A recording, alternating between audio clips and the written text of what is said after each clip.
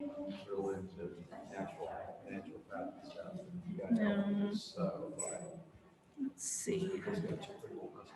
Turn on speakers. mine was. Which house? Charlie had a house right there to go around the bend, right? It's recording.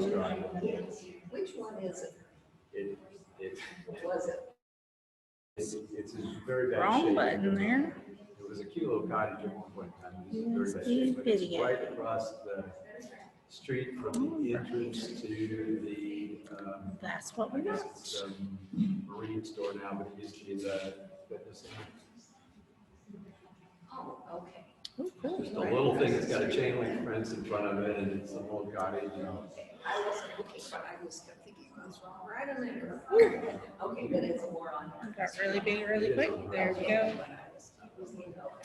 Let me see It was, if I it was actually one of the can. last cottages before they extended that channel back along the edge. It was actually one of the last cottages that was actually, it's one of the last that's actually on the lake. Okay, because that was probably was confusing me, because it looked like it didn't go like that. There's a picture on the Indiana memory, and it didn't look like it went any further, so I thought, well, it's gonna be done. Okay. That's one of my pictures, I think, that Chris got out of our collection. Yeah. Well, do you hear me?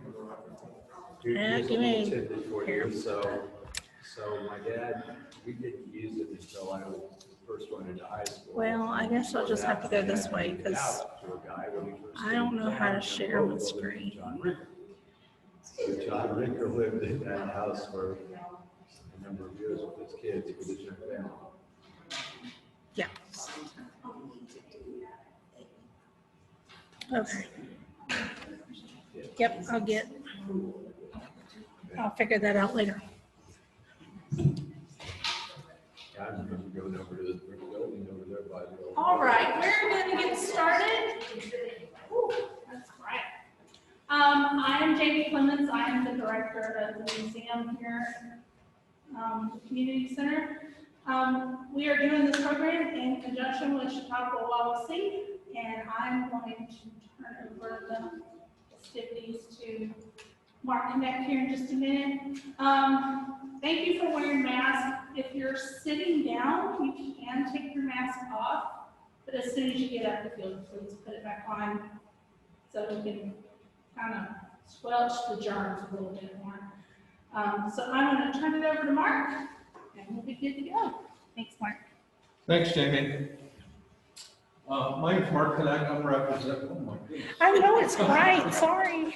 Am I still? Yeah, you have totally blinded me. I'm representing Syracuse-Wawasee, and again, we're very happy to be working with the Syracuse Historical Museum on the second annual Native American program. So this is the first night of 3 programs. We're going to have another one tomorrow night, and then on Saturday at 10:30 in the morning, more of a children's oriented program. So if those aren't on your radar, please consider that. But today, we're going to learn about how Native Americans built watercraft from Erik Vosteen. And Erik is native in the sense that you're over in Cromwell. And he's been building native watercraft for more than 15 years, so he will know what he's talking about. And he was even invited, I thought this was interesting, maybe he'll share more about it, to the World Ocean Museum in Kaliningrad, Russia, in 2016 to build a dugout canoe. It was actually funded by the federal government, the U.S. Department of State. So maybe he'll tell us a little bit about that. So with that, please join me in welcoming Erik. Thank you, Erik, for coming.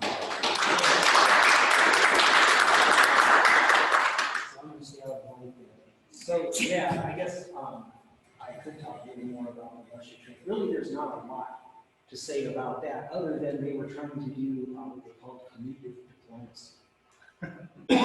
And that came about because someone I knew had gone through a similar program and gone to Russia. And she contacted me when they were looking for a new presenter to go over there and do a project. And so I just kind of went through a process talking with the people in Russia and the US State Department, and eventually there I was. So we did build they did it for what they call a World Culture Day. So this museum is in Kaliningrad, which is what's that called, an exclave of Russia. It's a country that is separate from the mainland completely, and it's on the Baltic. And so we were near the mouth of the river at the Baltic, and they had all these really nice, beautiful ships there.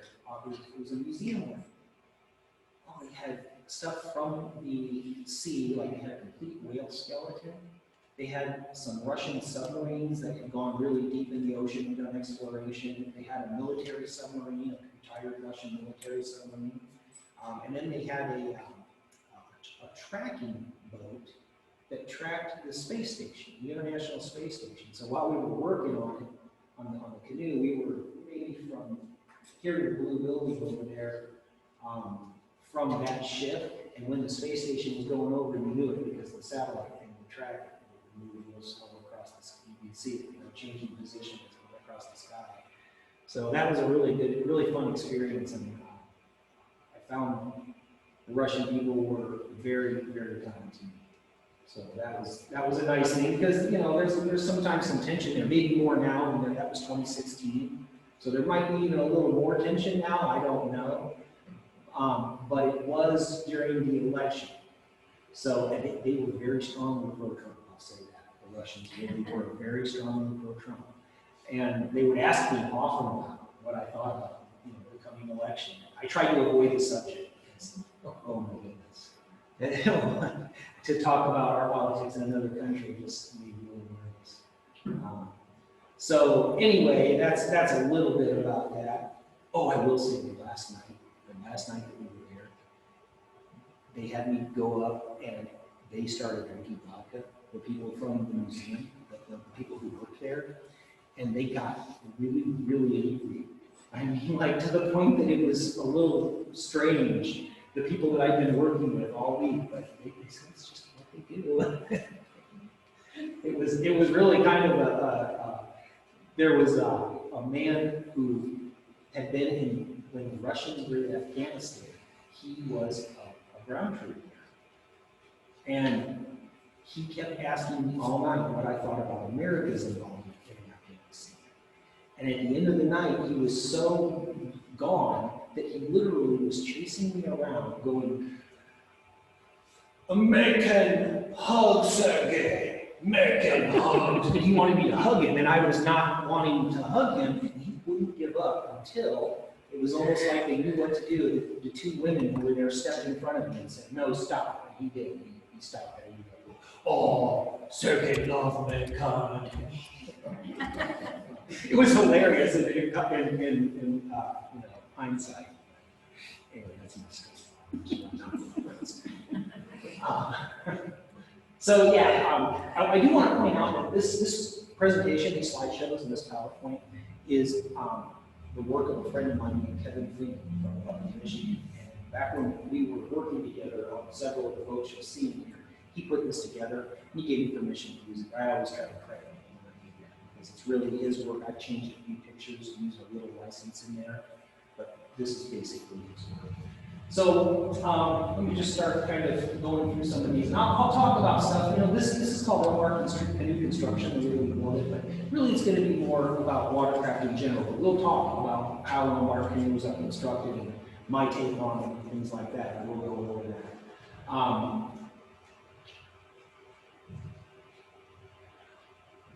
So one thing I kind of like to point out, we think about, people in pre-Rhodes time, let's say, basically thought about the land in terms of river systems.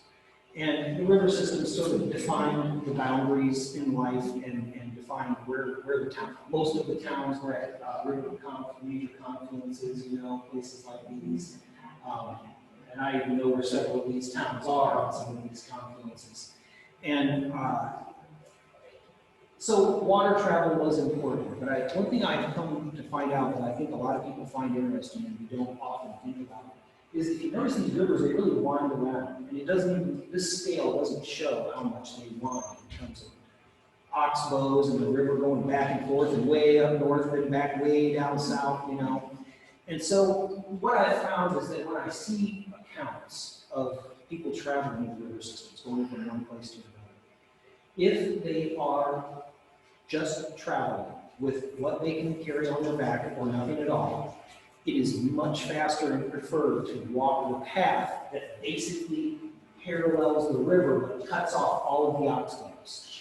So in other words, you're not walking the riverside. There were paths that had setbacks depending on what kind of river it was, whether it was marshy, setback to where you could walk from the ground, it would cut down the side of the rivers, anywhere from at the bank to say a half mile away from the river, depending on what the river was doing right there.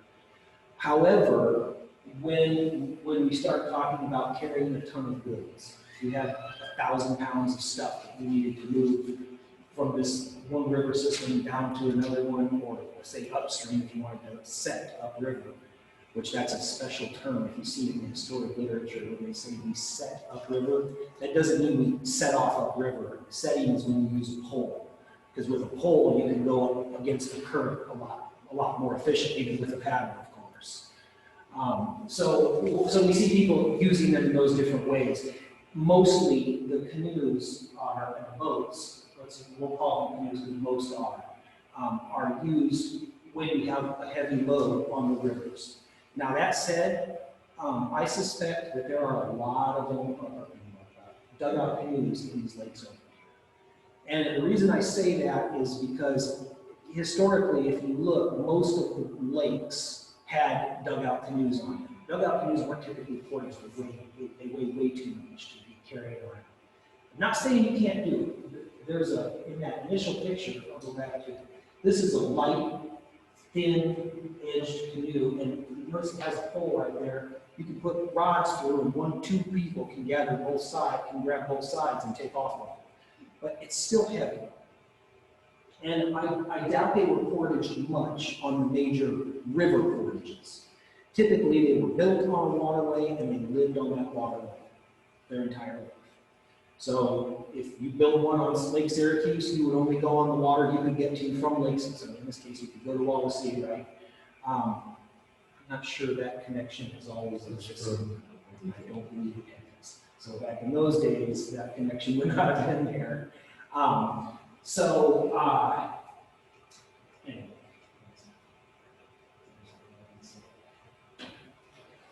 And Kevin is pretty proficient in Anishinaabe language, which is the Anishinaabe language, which is spoken by a lot of people, from the Cree to the Ojibwa, the Chippewa. A lot of groups all through the Great Lakes spoke Anishinaabe. So this is the first dugout that I ever worked on. And it is one that mimics that one in the first picture. So if this is up, I believe this is at the Cranbrook Institute. I believe that this canoe is in their collections. The one that we made off of this, the one that we copied, I should say. And it's only about 16 feet long, 15 feet, and this wide. So width is everything when you're talking about stability in a craft. It's unless you have a deep keel keeping it like a bobber like this, width is everything. And the narrower they are, the more difficult they are to keep upright when you're paddling them. And this one is affectionately nicknamed Flipper. Because very few people have made it, very few adults have made it more than 75 feet before they tip it over. So it's really unstable, and that's because it's so narrow. And even if you would increase its length, if you doubled its length, I don't think you would double its stability. You would increase the stability a little bit, but what does it is that increase in width. To give you an example, I built one in, I want to say 2014 or 15 at Angel Mounds, a historic site.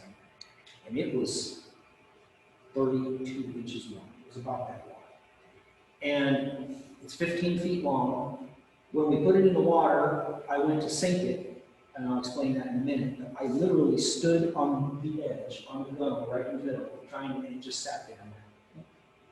So one person couldn't effectively sink that boat. It was that stable.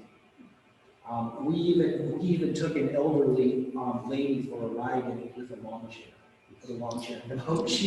We helped her out there, and she sat down, and we went paddling around, you know. So wind is everything for stability. I may not talk a lot about a lot of these talking points here, but I may talk about some of them. So yeah, there's basically 3 categories of canoes. There's the heavy bark canoes, which are elm bark, spruce bark. There's also accounts of making them out of walnut bark. Those are the only ones that I can say I've come across for making a canoe. Now, bark is used for other stuff. I've never heard of one being made out of hickory, but somebody told me they did. So I don't know about that.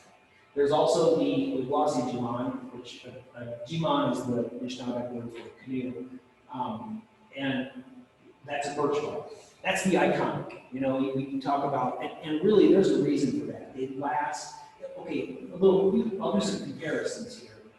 The heavy bark canoes typically are made quickly for use for a short period of time. They don't last a real long time. By contrast, there are birch bark canoes that are 100 years old that are still floating. They just need occasional repitching and maintenance, and they're still good to go. They last a really long time.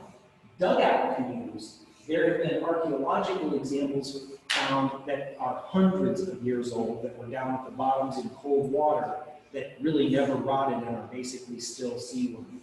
So they can last a really long time as well. Comparative durability, just from the weather, you have a limited number of wet-dry cycles or wet time with that canoe. So in other words, if I built that elm bark canoe and left it in the water so it didn't dry out, it would have a period of time, you would have about a month before it would really start to just rot away and come apart. The bark would separate out. What you have left is fiber, basically. So everything but the fiber would rot away, and the canoe would just fall apart.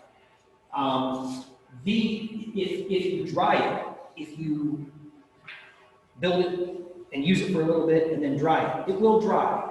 Some things happen, it shrinks a lot, so these ribs where they connect, when you build these, you make them so that that rib can come and go.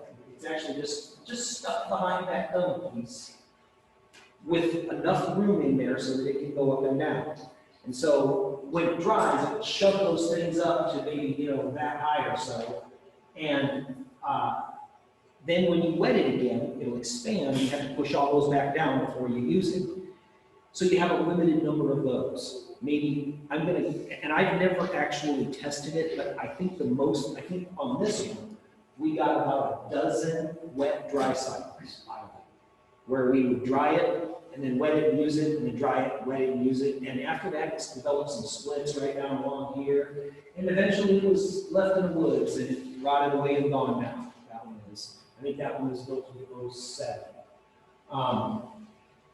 So that's a little bit on elm bark construction. I'll go more on that. But this is the dugout, and of course their advantage, the huge advantage to a dugout, that they are not the most agile.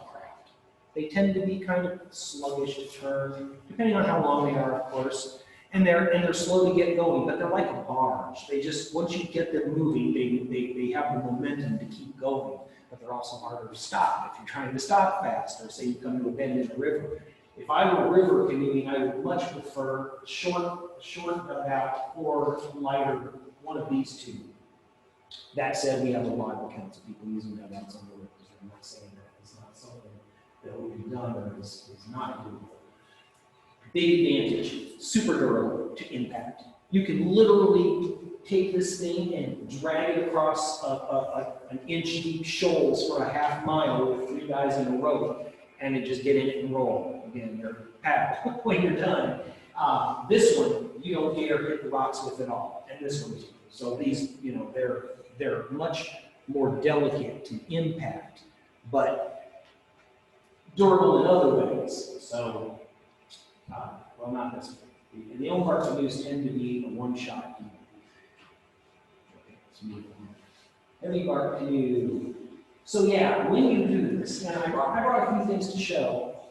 This is a sheet of elm bark that I made into a basket. I think, I want to say, I didn't date this one, but I'm guessing that I made this around 2004, 2005, something like that. So it's really durable if you keep it good and dry. It's strong stuff. If you're building a canoe out of it, though, you're going to go back and forth from wet to dry, and it eventually starts to crack when you do that. But you start with a solid sheet of elm bark. And the way that that is harvested is, and I'll show it with this cell here. This is a hafted cell, and one of the interesting things that I found about using this thing has done a lot of chopping. In fact, I think you'll see it in action in some of these photos, because we built a dugout canoe without steel tools, I think in 07, and this was one of our main tools, this exact one. So this thing has done a lot of chopping. And when you peel a tree, what you do is you start by chopping the ring up high, as high as you can reach. And for a canoe, that ends up having to be 15, 20, maybe 25 feet above the ground. So when we've done it, we've actually built scaffold around the tree. We've done that with ropes and timbers, and we've also done it with just plain old 2x4s and screws. You just need to be able to get up there. So you chop a ring up high, and then you make, let me see if there's, I'll show you some pictures. This is the one, so you make you cut through the bark up high, and you cut through the bark down low. And there's a 10-year, 15-year, and you peel the bark off of the tree like that in a single sheet. And it's kind of a tricky thing, because that sheet of bark right there weighed, I'm going to say, around 200 pounds. When we took it off the tree. So you've got this 200-pound column of bark that's way up in the air. And what we end up doing is wrapping ropes around it and then bringing the rope up over a crotch or a limb or something and lowering it down real slow. That's the way we've always done it, and it tends to work really well. Sure. So here, once you get the sheet of bark off, I wanted to go over a little bit about one of the things that I think is interesting about this, and one of the things that, as I've done this kind of stuff, I've tried to use some of the tools that would have been used. And along the way, I've chanced onto some I've stumbled literally onto some discoveries about these tools. And one thing that this is one of them, okay? So if you look at these, there's very few handles in existence. There are some. They tend to have this shape on them. And this is removable, of course, which is the key thing. So one day we were peeling trees, and we had peeled a bunch of cedar trees. We were at an EP, peeling cedar trees. And we came back to the truck, and this was laying on the dashboard in two pieces like this, between us, kind of on the floor there. And I looked at my buddy and I said, man, what do you see there? And he said, bark spot. Because what you do, if you looked at that, if you saw that one picture, you spud that bark off of that tree. That one was like this.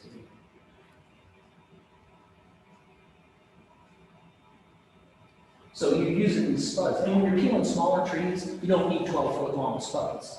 So we thought, well, let's go out and try to peel a tree with this. Because I had made this replicating basically one that had been found out east by a settler, I think. And they had put it in a museum. So turns out this is an all-in-one bark peeling tool. I can peel the entire tree with no other tool than this. So you can start by chopping the ring up high by having this in there, and this just pressure gets in there. And the reason it doesn't break the reason it doesn't split the handle is because it only touches at the top and bottom. So there's only contact, the wood only contacts the stone right here and right here. I can see air through the sides. So that means that the wood is in tension and not splitting, and wood is extremely strong in tension. There was a fellow that was helping when we were building the next boat you'll see on here, and I broke one of his big wooden mallets. And he said, well, now you need to let me try to break yourself. I said, well, okay. So he did, and he wailed on this thing until he was too tired, and It won't break, I'm sure of that. So anyway, you start by chopping that ring, you chop the bottom ring, and then you make a cut, a slice. And when we're doing it out there, if we have to kill 100 trees in a day, we carry a razor knife. Just right down, and then we start spudding the bark off. Well, it turns out if you pop this out, you have two choices. You can either take a strip, if the tree is big enough, and just pull a strip off by going like this for making this vertical cut. Or you can pop this out of here and use a mallet and hit it and go right down and cut that line. And that's what we were doing that day, was because our trees were smaller, so we would use this. And then you pop this out of there, and this is your bark spud. Put it back in, go to the next tree, start chopping. And we ended up healing 4 or 5 more that day, even though we were really tired. And so that's one of those things where, I would have never guessed that. If you would look at the reasons that they give for this shape on artifacts, it's all over the place. I mean, it was symbolic of a bird. It helped with keeping the axe from falling out. It could be used as a cutting or a digging tool, which it could. I don't deny that. I have no doubt that at some point it was. But I would have never guessed that you could peel a tree with this, and that is actually the shape of a bark spud, Unless I had done it. That was the only way to figure that out, was to go out and try it. So let's keep going. Go through some of these. And okay, so when you make an elm bark canoe, you will notice that the inside of the tree is the outside of the canoe. So you reverse the bark. And that's why when you saw us working with that draw knife, that outer scaly bark is fairly strong. So as you do this and it has to do this, it can create enough pressure to split some of that bark. So you start by just scraping that outer bark off to get the rough stuff. It doesn't have to be right down to the quick, as I call it, because there's a point there where the outer bark reaches the inner bark. And inside of that, it's fleshy, and outside of that, it's just scaled. When you do it, when you make it, a canoe has rocker, various amounts, and rocker is the amount of this that the bottom of the canoe does, lengthwise as opposed to the water. And with an elm bark canoe, now there's different thoughts on this, but when I look at the descriptions that I see, and I've also seen, I have some photographs of some models that were made by some of the historic Miami people. There was a woman named Kilsaclaw who made about a 12-inch canoe model. And there's a photo of it. It was burned up in a fire. The actual model burned up in a fire, but there's a newspaper clipping with a photo of it that has survived. So on that, I saw some features that I was instantly sure that whoever made that model really understood what was going on and was not just making something that looked sort of right. It had the features of what you need. And so basically, what this is right here, this is a crimp, because when you have it on the ground, let's see if I can find that image. When you have it in the building frame, so yeah, right there, you have to raise these, you raise these ends up. And what we did here was we put it in a strap and held it up. We put a fire hose on it, is what we had that day. So you put that creates slack all along here. So you make a hole. And you can also make a cut and overlap it. But something has to happen there so that bark at the top can do this. The fold is what I see the most common. And when we built this one, we ended up going way up with it, and then we dropped it back. And when I say dropped it back, I mean in the end it was lower. We only probably had about 3 inches of rock on that whole canoe. So what we ended up doing on that is we sealed up the front, we clamped it up, and we sewed it up, and then we pitched that. Actually, on this one, we may not have pitched it. So let me go back a little bit here. Okay, there we go. So the deal is, you have this opening at the end of that canoe where you folded it up. And if that's going to be in the water, you have to seal it with something. Now, there are various ways to do that. One of them is with pounded wet red elm bark. By the way, this is all American elm, which is also known as white elm. So that's the only bark that works for stuff like this. The red elm cracks. It's real easy to split. So you never get this far because on a tree that big, just the weight of the bark as you peel it, you can split pieces off. So what I found is that the key to it is that you raise those ends up so much that they just never touch the water.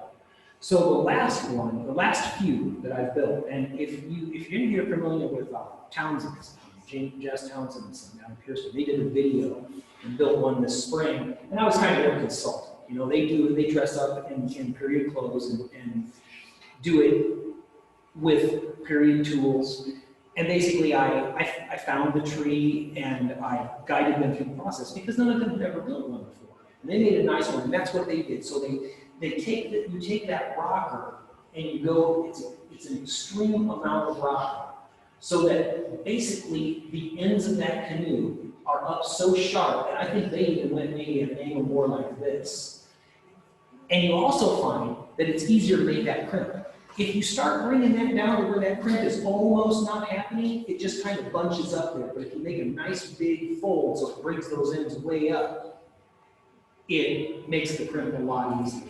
And then the ends are just never in the water, so there's no problem. They're sticking up, you know, that far above the water all the time as you're paddling the canoe around, and you never have a leak there. That's kind of issue. How long would it take to build a canoe like that? So that's a good question. Townsend's did it in 2 days. They peeled the tree one day, and they basically, I think they actually only worked on it. But if they kept track of their time, it was about 2 days of 3 people working steady for long, 2 full days. But they did a lot of filming, and they spread it out over a few days, I do believe.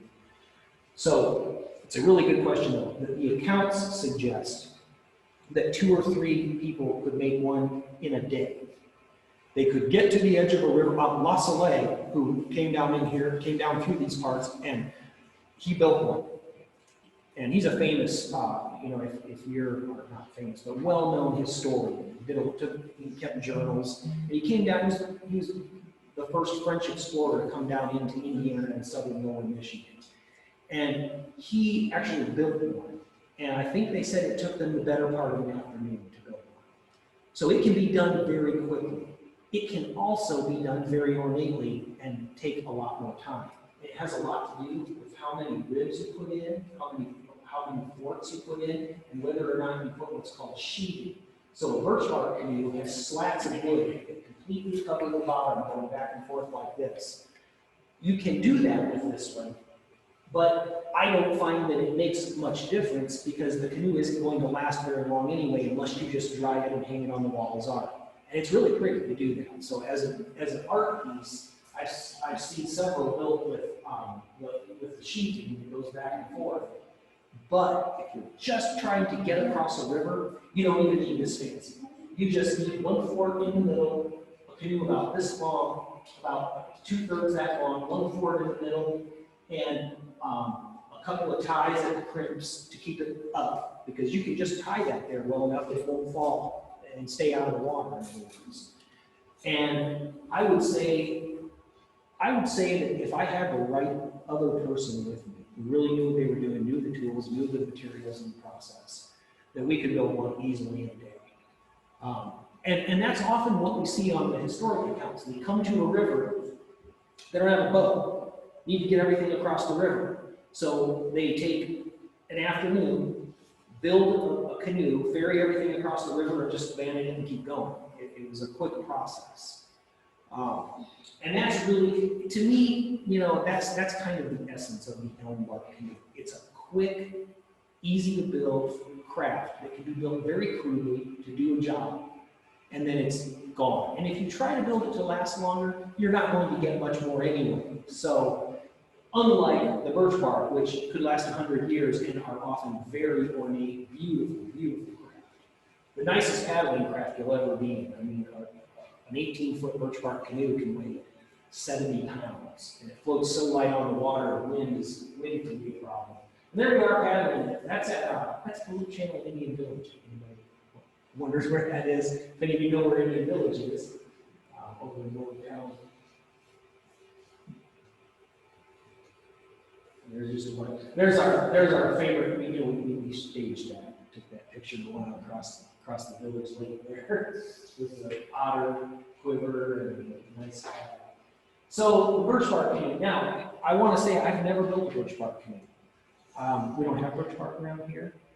I've worked on several, but I've never taken on the project myself. So I'll probably go through this fairly quickly. Birchbark is fascinating stuff. Like, all of these things are kind of fascinating. Two of the key things, when you remove the bark from every tree that I know of, except birch, it kills the tree invariably. Birch can be removed without killing the tree. It kills it sometimes, but not all the time. If the bark is, the outer bark that you're going to use is removed properly. If you're ever up north and you see along the highways where there'll be a white birch with a black spot about that big, a spot, black. And it looks really out of place. Well, it is. That's because somebody peeled the bark off of it there and the tree has continued to live. But it never makes this bark again. It turns into like it's like somebody blowtorched the outside of the tree. I want to point out the non-water soluble and that it's amazing stuff when it comes to fire. You can literally take birch bark and dunk it in water and hold it there for as long as you care to. Take it out and light it on fire and then set it back on the water. And if the part that's burning isn't underwater, it will continue to burn and float around on the water. It's the best thing that there is for starting a fire, bar none, other than, I don't know, kerosene. They're light, easy to portage. They last a long time. We've covered a lot of this.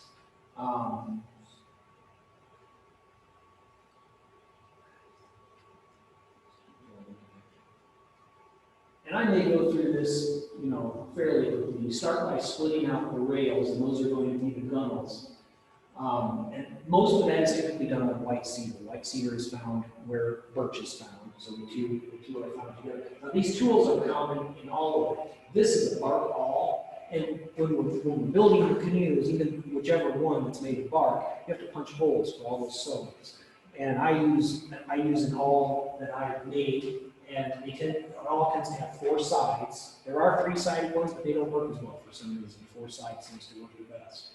But they can be made with really simple tools. Literally, if you have an awl, which can also be made from bone, and a hatchet and a knife, you can build these things in the woods.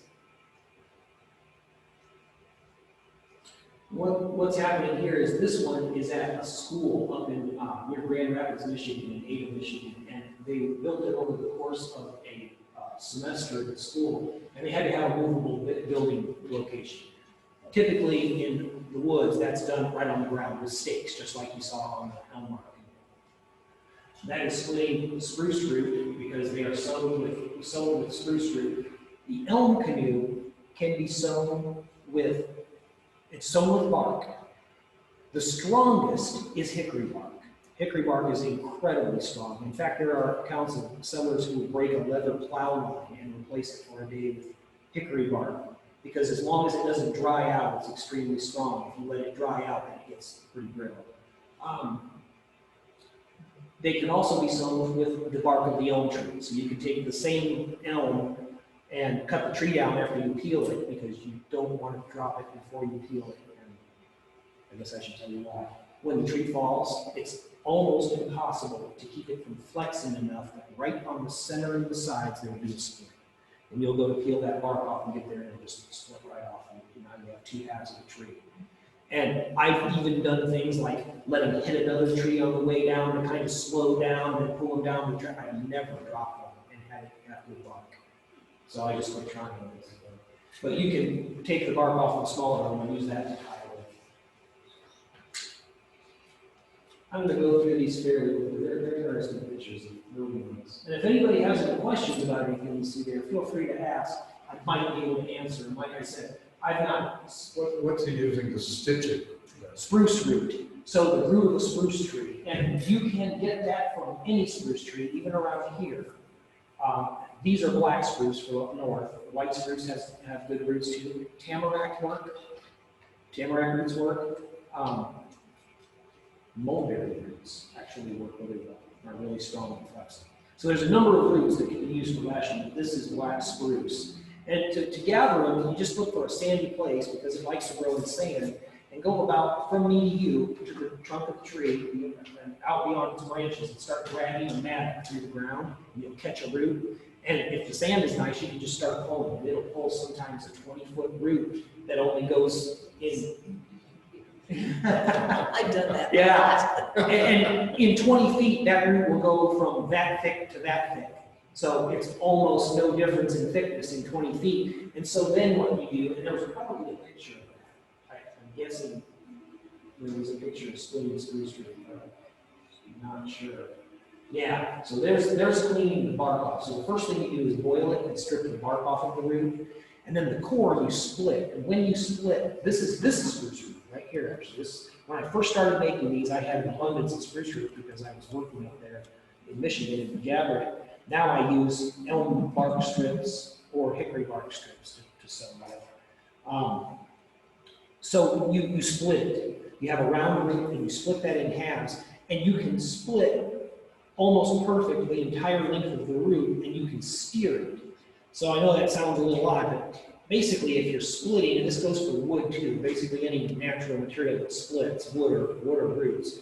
If you start splitting like this, that split will basically track toward the middle, given if there are no imperfections in the wood, but there are always imperfections in the wood. So the split will start to travel. So say you have something this big around, and you start to split here, that split as you go will start to travel this way. So what you do is, as you're splitting, whichever side, if you want the split to go this way, you bend this side more and keep this side straighter. So if you want it to go this way, you bend this side more and keep this side straighter. And if you want to basically stay in the middle, you do this. So you split all of that root into halves and quarters, and that makes it more flexible and makes it go 4 times as far, because now instead of 20 foot, you have 4 20-footers. So you can hand split that.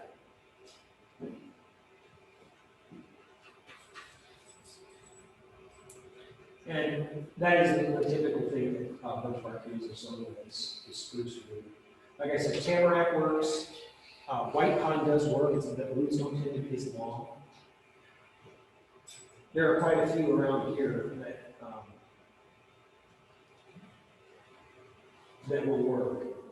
But a lot of this is really specific. And there you can see they're splitting they're splitting the sheathing, the stuff that goes lengthwise along the canoe. And you can, that's one of the things about white cedar. It splits so perfectly that you can split almost perfect boards that are 15, 20 feet long, that are very even in thickness, as long as you keep doing middles. So in other words, you start with a log, have to do the middle of each quarter, and then start taking the center of each quarter until you get down. And you can steer this. You'll notice right here, it looks like he's steering it that way by bending this one more than this one. And notice that those are only that thick and maybe that wide. So you can actually steer that well to keep 2 8-inch pieces on either side of a 1/4 inch. There's the start of the sheeting going in, and you shove the ribs down onto them.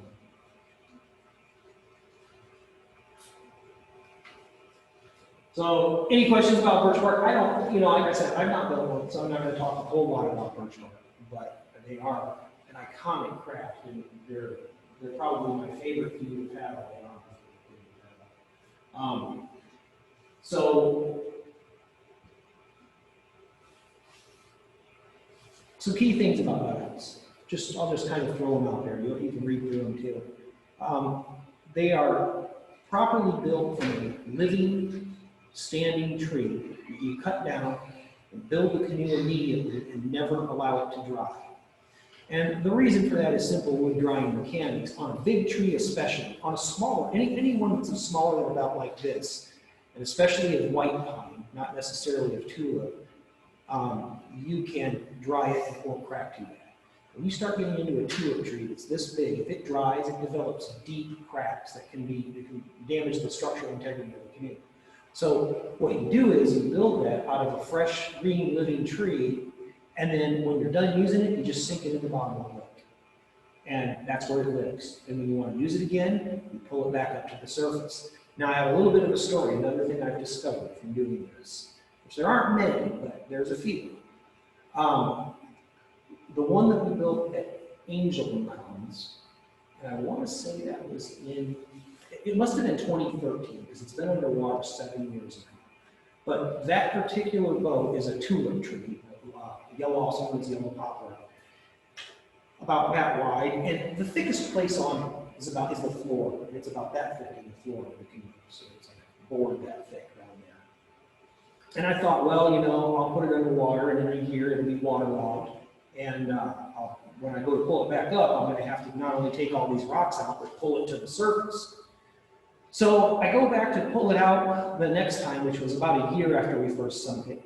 And I took some rocks out and it just started floating to the surface. It hadn't waterlogged. Well, okay, it'll waterlog eventually.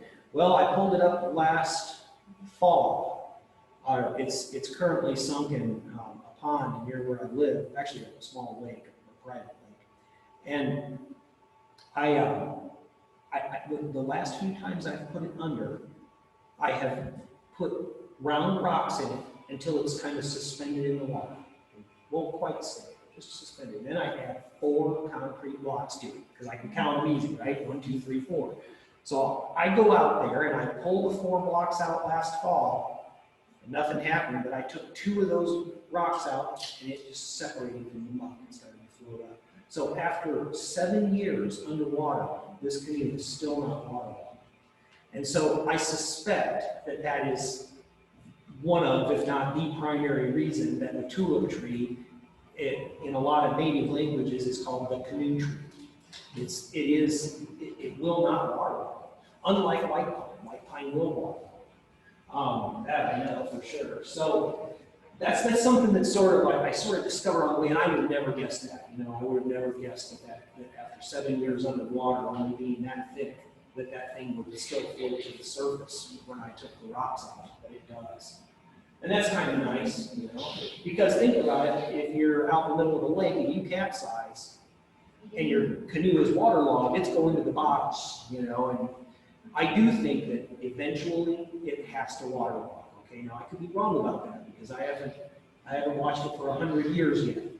But assumedly, at some point, that thing will waterlog, and that's why I suspect that and the fact that somewhat we definitely know if they were made from other woods. Basically, if you look at the prevalence of woods, up north, where there's no tulip, about starting mid-lower Michigan, it's white pine. In the tulip belt, from here down to, say, Georgia, it's almost all tulip trees.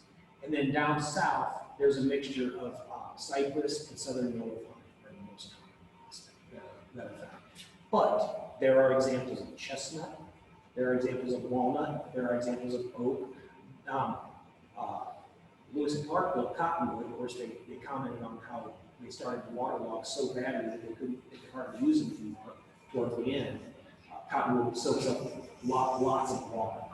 So I don't recommend it, but if it's all you have, it'll make a floatable boat that'll last a little while at least. Eric, whether they're waterlogged or not, how do they deal with the capsize? It seems to me it would be hard to get them righted. You're out in the middle of the lake and somehow you lose your balance and you capsize. How are you going to get that? I haven't been able to do it out in the lake. I've capsized with flipper. Once we got to where we could paddle flipper, then we started paddling standing up. And I've never made it more than about 20 minutes without capsizing standing up. And I can't get it re-righted. I paddle it back to shore. I drag it back to shore with me and get it righted. However, I will say there is a really neat video. You type in YouTube. I think the title is 9-year-old saves her siblings from drowning. It's in like Thailand or something. It's a joke. The title is a joke because there's a dugout canoe that's at the bottom of the water, and this 9-year-old girl jumps in the water, and slowly brings it to the surface until she's got it to where it's just that much of the edges are out of the water. And then she hops something and starts sloshing the water back and forth, and the water goes, and the thing floats to the top, and she's now in a canoe, and they all start playing in the canoe. So I'm not saying there's no way to do it, but I've never been able to do it. And especially on one of the real heavy barge types, I don't think you could ride it out there after it capsizes. But it's worth noting that it's very unlikely to capsize on a wide tulip boat. These are some of those artifacts, and these are not to scale. I believe that one is actually about 30 inches wide. So once you get to that width, it's very easy to not capsize. You almost have to try to get that boat, because I think the part is that it weighs so much that in order to really capsize, this end has to come out of the water, and this end never wants this side of the boat. The boat is actually traveling this way, and this is the rocking back and forth. And it has so much weight that this side can't rotate and come up like on a lightweight modern canoe. So it just kind of goes in the water like that. And as long as this edge doesn't go under, it's not going to capsize. But it is worth noting that there are probably a lot of skeletons in dugout canoes in the bottoms of lakes in the world, especially if the water's cold. If the water's cold and you can't swim back to shore in time when you capsize, that's a real issue. And I don't know of any way other. Now you can have a bailer, of course, and that's. I've never done it, so I don't want to say it. But as a kid, I used to tip my aluminum canoe and bail into the water all the time. As long as it doesn't actually go to the bottom, if you've got any amount of above water, you can start scooping, and it will slowly raise, and you can bail that thing. And I always go out with a bailer too. I always take that vessel somehow. Interestingly, a friend who's on Miami, just a second, he was doing a lot of research, and he found a canoe cup that's made out of birch bark that is pegged to the birch bark canoe within reach of the paddle. And I suspect that's from bailing. It's always a good idea to be able to remove a little bit of water if it starts coming in, or a lot. Yeah. Was there any evidence they ever used outrigger? No. Okay, so that's a question I've actually thought a bunch about. And the reason is that there was an outrigger found on the Ohio River. But I think it was historic, but I don't know that, and they haven't dated it. But I know. It's actually in a private collection, and I think she sold it. I think the woman who has it actually sold it recently. So it's clearly an outrigger, but if you look at the historic accounts, I've not found one of maybe people using outrigger in the Great Lakes. Sails, however, are common. So especially, they often say, the wind was at our favor, so we erected a sail. And usually it's just a square sail on a single mast right in the middle. And they were done so that they could be quickly dropped. They weren't even attached to the boat. It would be like just holding the rope with the wings of the sail and a post in the middle. And then if something goes wrong, you can just drop the ropes and the whole thing falls down. But that's common. I would say common. I don't know. I suppose when the wind's right, it's common. Especially on the Great Lakes, they talk about traveling the Great Lakes using a canoe with a sail. And the bigger canoes, the Voyageur canoes that are, some of those things are this wide, 30 feet long, and they're very stable. So it's not too big a deal to have a sail in that as long as the winds aren't completely gusty or changing a lot, I suppose. I've not used a sail much, so I don't want to talk, I don't want to get into technicalities of sailing the canoe. I did try to put one up once, and I found that there wasn't enough wind that day. It just wasn't filling the sail. I think it takes a minimum amount to use a plain square sail like that. One of the things, they do vary greatly in size and shape, but one thing I've noticed is that there's also a lot of commonality through the years. So, for instance, in Florida, there was a lake called Newman's Lake, where the lake dried up in the 1980s, and there were 101 canoes in the bottom of this lake.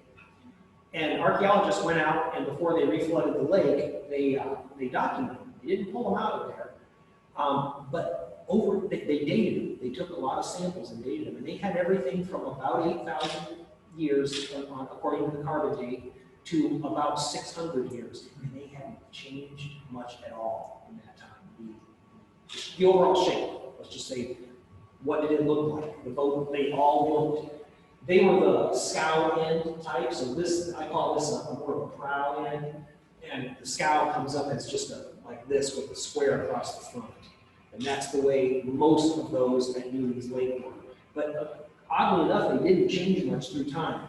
There is, however, a big change that happens when you see these kind right here with the advent of steel tools, because steel tools made it probably quite a bit easier to shape it like that.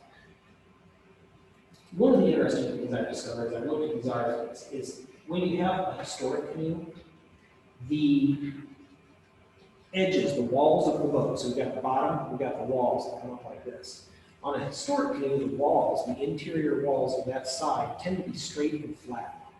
And on the ancient canoes, they tend to be concave and follow the outside of the boat, which is very difficult to do with any tool, whether you have steel. I mean, if you have a steel tool, you're in there doing this, trying to follow that exterior contour of that tree.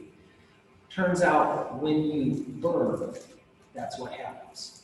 So if you burn that canoe, especially if you're keeping the outside wet as you burn the inside, it'll never burn all the way through because that wetness stops it right about at that thick or so. And so it ends up being like this, following the exterior of that tree more than just a straight. And on the historic ones, the steel tools, the inside will be straight and the outside will sort of be thickest in the middle and thinner at the tops and thinner at the bottom. This shape is what you get when you burn a tree down.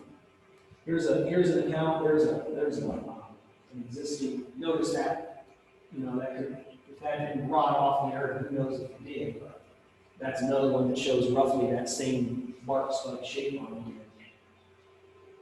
So here's one that we built, and we did this obviously in 2007. There's a tree falling after 16 hours.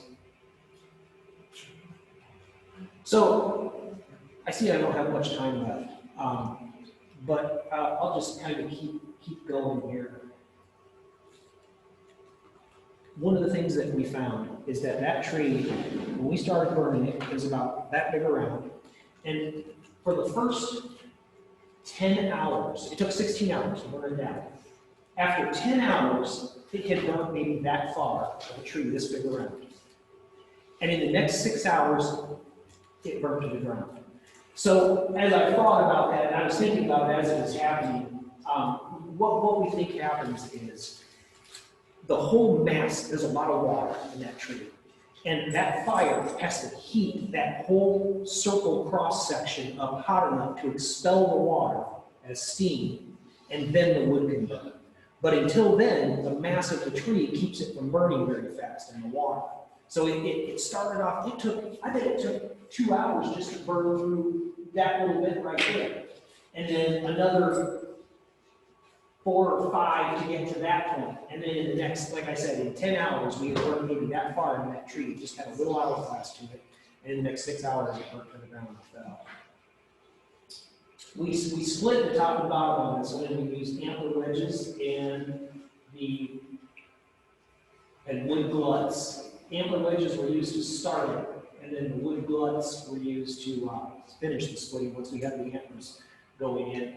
And we used these cells to do chops. So when we were splitting, this tree wasn't perfect. It started to curve. So we had to start over midway. And to do that, we chopped through to our split and then reset our split and kept going. That's probably, there's the actual cell that I have with me today. And there it is. It's the exact same one. Her name was Tia. I don't know why I remember that after 13 years, but she's now, I'm sure, an adult. And so then, what we found is while we burned it, we got about 3/4 of an inch per burn. And there's some key things with that burn. Number one, you don't want to just fill it with charcoal. In fact, you want the least amount of charcoal in that boat if possible. What you want are wrist-sized pieces up to about 3-inch pieces of wood, loosely air stacked with lots of air, and then you light it all on fire or let it burn down through and don't add any more wood.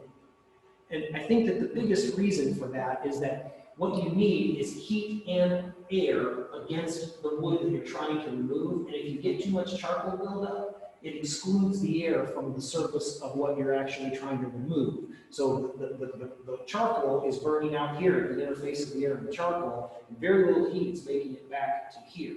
So what we found is that a nice airy fire with lots of air going around was what gave us the best results. We got about 3/4 of an inch per burn.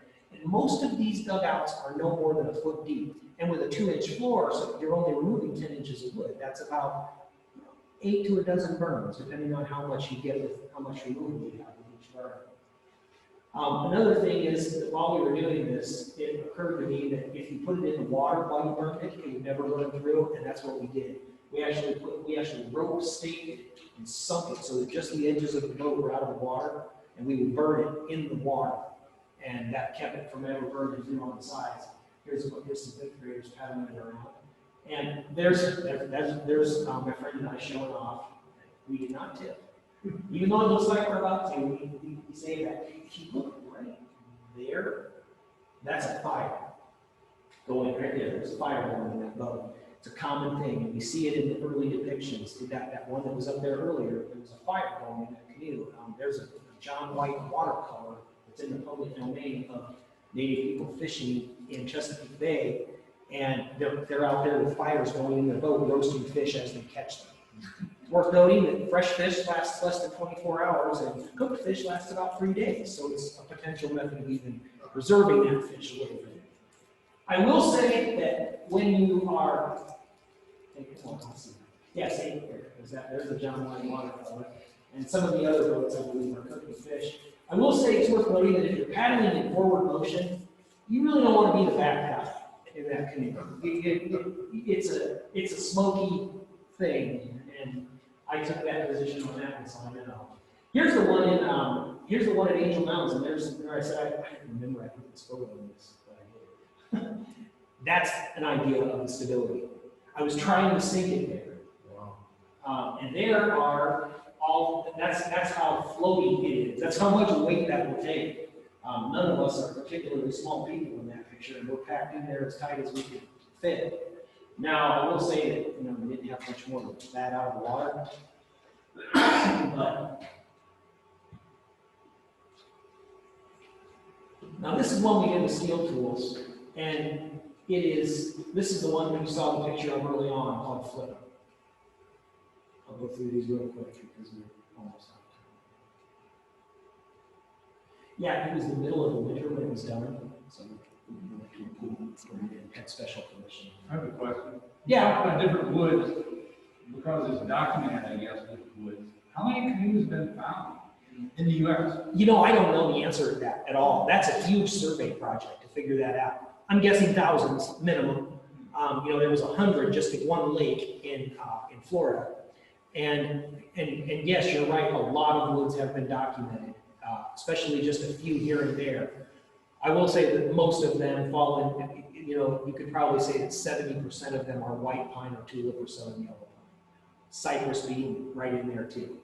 There was one found recently, there's one at Camp Snow down at Cahokia that was recently found after the Ohio River flooded, a really nice cypress canoe washed up on a bar that who knows where it came from. I believe that they did carbon dating on it, and it turned out to be around 600 years old. So definitely pre-European settlement, and quite possibly pre-steel tools. We can't forget though that steel tools made it here way faster than LaSalle, so to speak. The trade network brought steel tools and other things, copper pots and stuff, before there were many settlers. That's something.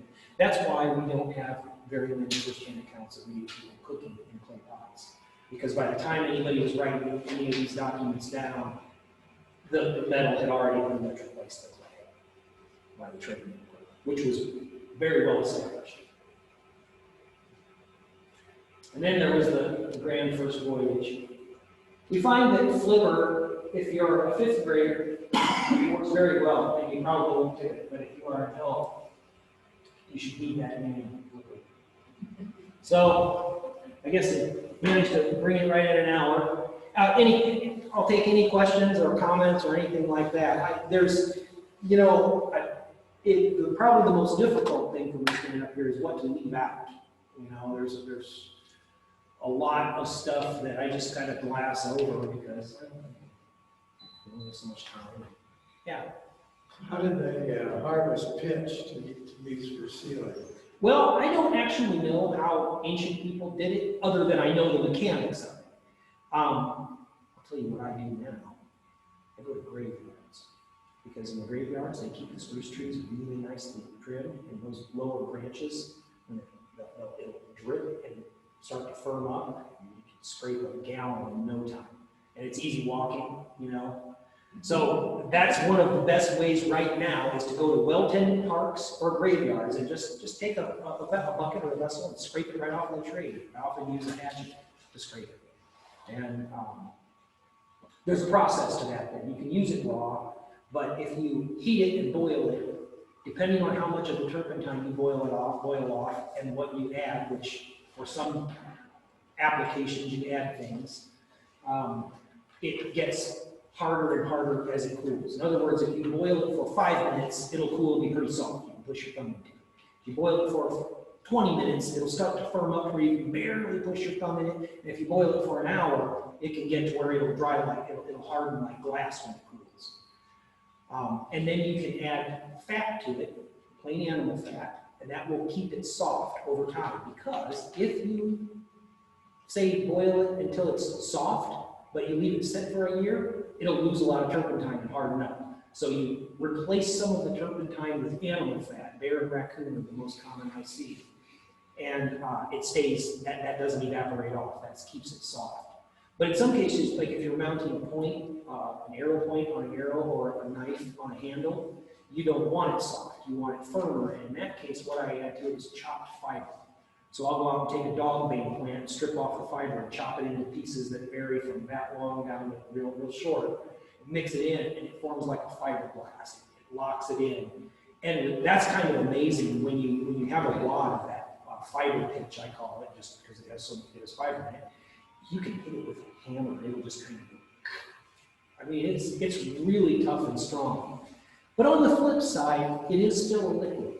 So if you mount that point and don't tie the point with something solid, over time, if you leave the arrow like this, the point that pitch will flow. Even though the hardest and most boiled pitch does flow over long periods of time. Okay, well, in the interest of time, we'll stop there. If you have questions, come up and speak with Erik afterwards. But let's thank Erik for the great.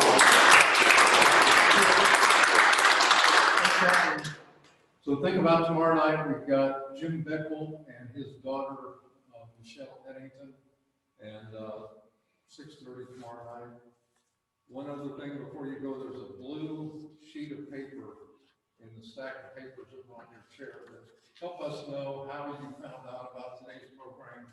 So it helps us know where we're best to communicate to kind of get the word out about programs like this. So if you would, if you need a pen, there's a pen back on the table back there. Just leave it either on the table or on your chair. With that, thank you. You're free to go.